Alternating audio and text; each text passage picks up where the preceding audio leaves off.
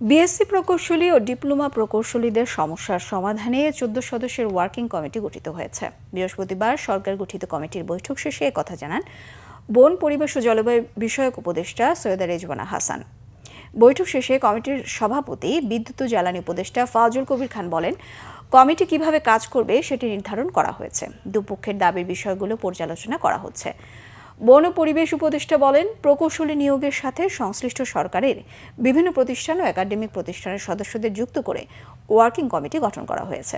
তারা সব বিষয়ে পর্যালোচনা করবে। দীর্ঘদিনের সমস্যা চাইলেই রাতারাতি সমাধান করা সম্ভব নয় বলে মন্তব্য তার। সংক্ষুব্ধরা চাইলে সরকার গঠিত কমিটি বা ওয়ার্কিং কমিটির কাছে তাদের দাবি জানাতে পারেন, তবে আন্দোলনের নামে জনদুর্ভোগ তৈরির কোনো সুযোগ নেই। আজকে একটা ওয়ার্কিং গ্রুপ গঠন করা হয়েছে। সেই ওয়ার্কিং গ্রুপে মোট 13 জন প্রতিনিধি থাকবে। বিভিন্ন সংস্থা প্রধান যারা আছেন, যে সংস্থাগুলোতে ইঞ্জিনিয়ারদের রিক্রুট করা হয়, সেই সংস্থা প্রধানেরা থাকবেন এবং একই সাথে ডিপ্লোমা ইঞ্জিনিয়ারদের থেকেও 3 জন প্রতিনিধি থাকবেন, 4 জন প্রতিনিধি।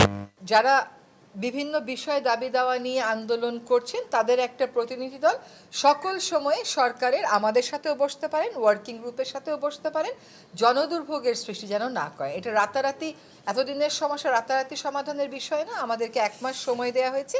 আমরা এই 1 মাস সময়ের মধ্যে সমস্যাগুলো অনুধাবন করে আমাদের যা সুপারিশ তা সরকারের কাছে এবং সংশ্লিষ্ট সকলের কাছে পেশ করব। প্রকৌশলীদের যারা অভিভাবক তারা ইয়েদেরকে তাদের যে ছাত্র তারা ছাত্র কিংবা তাদের ইয়েকে বোঝাবেন, সদ্য পাস করা ইয়েকে, এবং যারা ডিপ্লোমা ইঞ্জিনিয়ার নেতৃত্ব ওনারা যে আছেন ওনারা যে ওনাদেরকে বোঝাবেন যে এখন তো আন্দোলন করছেন, তো এটা হয়ে গেছে যে আপনারা তো এই যে সরকার তো এটাকে সিরিয়াসলি নিছে, 4 জন উপদেষ্টাকে দিয়ে এবং অন্যান্য ওদের সেক্টরের নেতৃত্ব দিয়ে করছেন, আমরা তো দেখছি, তো এখন তো আন্দোলন করে কোনো লাভ নেই।